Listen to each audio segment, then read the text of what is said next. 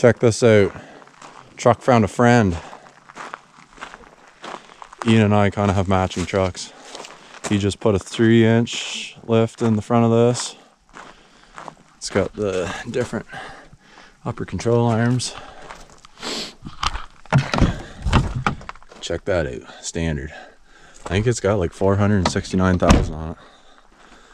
It's in pretty decent shape. It's been well oiled, but now we're matching. Now the old Golden Goose just needs a lift.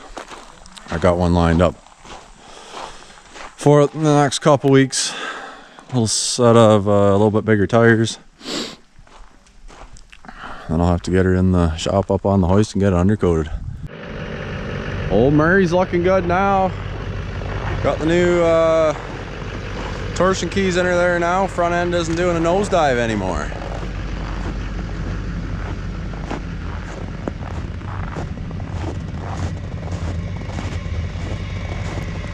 It's cold this morning. I think it was minus 25 last night, so I had Murray in the shop.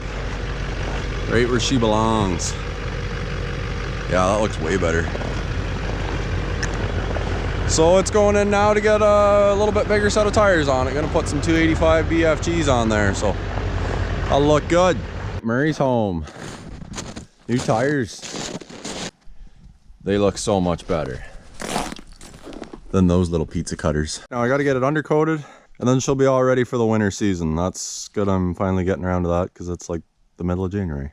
Let's see if this thing starts. It was like minus 35 last night. Oh, minus 4 Fahrenheit, whatever that is. All right, let's see if she'll start. No. This thing needs batteries, so I'm going to town to get batteries for this.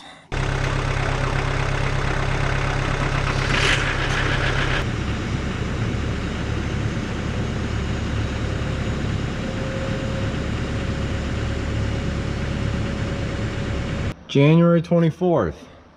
And I'm just finally getting around to undercoating this thing. Wanted to do that in like November, but better late than never, I guess. I haven't really driven it much yet this winter on the road, so it hasn't seen too much salt. But yeah, getting everything tore apart here. Got the batteries out of it, took the battery trays out, took the airbox out. Trying to do a good job. Clean that area all out. It's always, then I filled it full of grease. But that area always gets right full of junk, so now I can really get up in there good. Just working on getting the rest of the tires off, getting that pulled down, kind of scrape everything off, pull all the plugs out of the rockers and the doors, and start putting the oil right to her.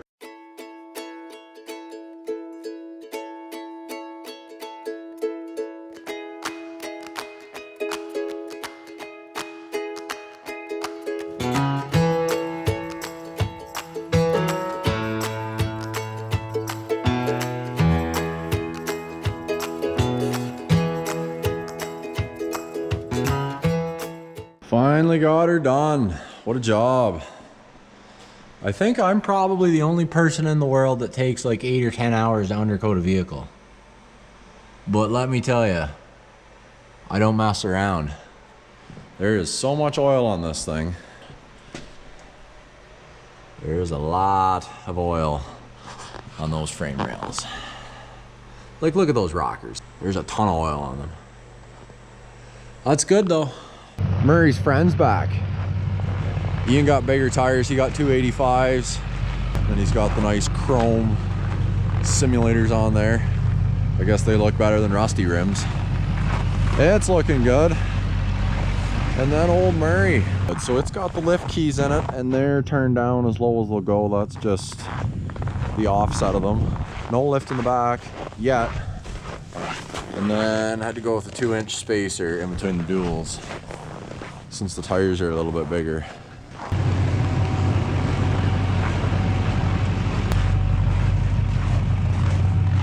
I don't know which one's greasier. I think Ian's. Got Murray up on the hoist, and I have this step, and it utilizes the bumper bolt holes through the frame, so it stays tucked up underneath like this, and then you pull it down and to step up in the box. That was on that red half-ton that Sarah had, but it was a 2011, a different body style, probably different frame. But those two bolts sticking through there, those holes line up with those holes. So since these look a little crusty, I was just gonna try and clean the threads up. What size do you reckon? And that side, I'll show you. It's not like the bolts have heads on them. It's that plate right there.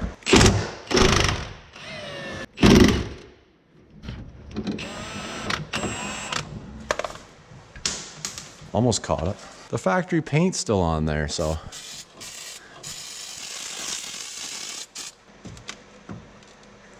See, I wondered that. I think this casting's hitting.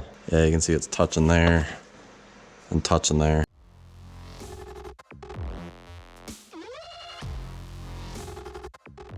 That fits. That's sweet. Anything bolts on perfectly and works perfectly. That is so sweet. Now something's going on with this. The reverse lights are staying on all the time. I unhooked the battery last weekend and what's it now, Thursday night, just hooked it back up. So I got to get that thing in there and get it fixed too.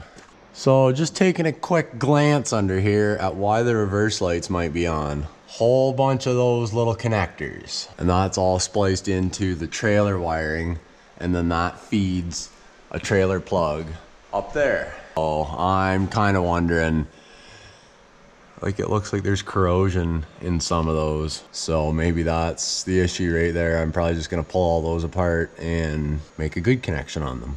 So here's what I've got going on. I've got these couple already done, and I'm using those heat shrink things with solder in them, and then I'm putting a piece of heat shrink over the whole thing to seal it up good, and that's the weatherproof stuff that has like the hot glue inside of it. So that should have that issue taken care of. Even if this doesn't solve the reverse light issue, those were going to be a problem at some point anyway. Got all those connections taken care of. They should be good. So I followed this down and around, and I found another jackpot. Like, check that out. And then there's a 4-way plug. Oh, why do people do stuff like this? I'll get her fixed. There, got that all taken care of. So I think this is fixed now. Before, as soon as you'd stick both bulbs in, they would both come on. And they're both off. I'll go through it in reverse. So that must have been the issue, just that cruddy wiring. I'll stick those taillights back in.